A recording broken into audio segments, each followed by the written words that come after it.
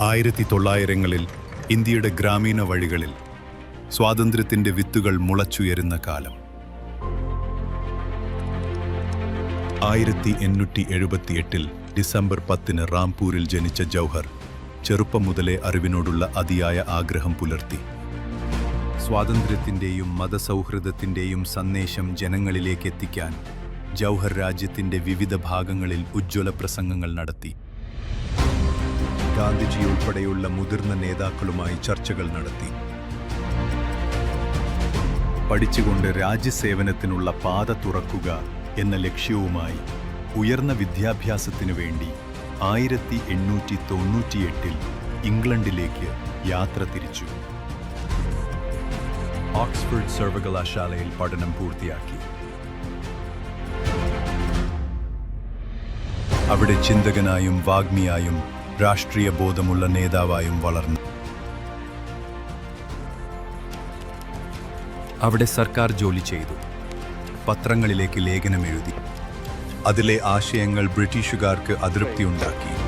Government ഉദ്യോഗസ്ഥർ ഇനി മുതൽ പത്രങ്ങളിൽ ലേഖനമെഴുതരുതെന്ന് ഉത്തരവിട്ടു. അതിനാൽ അദ്ദേഹം തന്റെ ജോലി രാജിവെച്ചു. സ്വാതന്ത്ര്യത്തിനും മുസ്ലിം സമൂഹത്തിനും വേണ്ടി തന്റെ വാക്കുകൾ ആയുധമാക്കി. 1911 കോമ്രേഡ് എന്ന പത്രം ആരംഭിച്ചു. ഉന്നത സ്ഥാനമാനങ്ങൾ തേടിയെത്തിയെങ്കിലും അതിനെയെല്ലാം തിരസ്കരിച്ചു. പത്രലോകത്തേക്കും രാഷ്ട്രീയ വേദികളിലേക്കും കടന്നുവന്നു. മുസ്ലിംകളുടെയും ഹിന്ദുക്കളുടെയും ഐക്യത്തിനായി അദ്ദേഹം നേതൃത്വം നൽകിയ ഏറ്റവും വലിയ പ്രസ്ഥാനമായിരുന്നു ഖിലാഫത്ത് പ്രസ്ഥാനം. ജനങ്ങളെ ഐക്യപ്പെടുത്താനുള്ള ശ്രമം ബ്രിട്ടീഷുകാർക്ക് വെല്ലുവിളിയായി. 1919 ബ്രിട്ടീഷുകാർ അദ്ദേഹത്തെ അറസ്റ്റ് ചെയ്ത് ജയിലിൽ അടച്ചു. അദ്ദേഹത്തിന്റെ മറുപടിയിൽ ജഡ്ജിമാർ വരെ പരിഭ്രമിച്ചിരുന്നു. ഇന്ത്യയിലെ ജനങ്ങൾ അനുഭവിക്കുന്ന ദുരിതങ്ങളെക്കുറിച്ച് ജഡ്ജിമാരോട് രോഷാകുലനായി സംസാരിക്കുകയും ചെയ്തു. തടവിലായിരുന്നിട്ടും സ്വാതന്ത്ര്യത്തിന്റെ ശബ്ദം അദ്ദേഹം തടവറകളിൽ നിന്ന് ലോകത്തേക്ക് എത്തിച്ചു.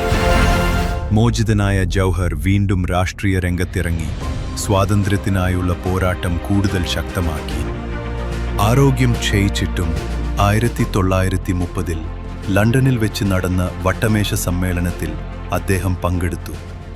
ഇന്ത്യയുടെ സ്വാതന്ത്ര്യത്തിനു വേണ്ടി സംസാരിക്കുകയും ചെയ്തു. ഈ ദേശത്തിന്റെ സ്വാതന്ത്ര്യത്തിനായി ജീവിതം സമർപ്പിച്ച മഹാനായ നേതാവായിരുന്നു മൗലാന മുഹമ്മദ് അലി ജൗഹർ.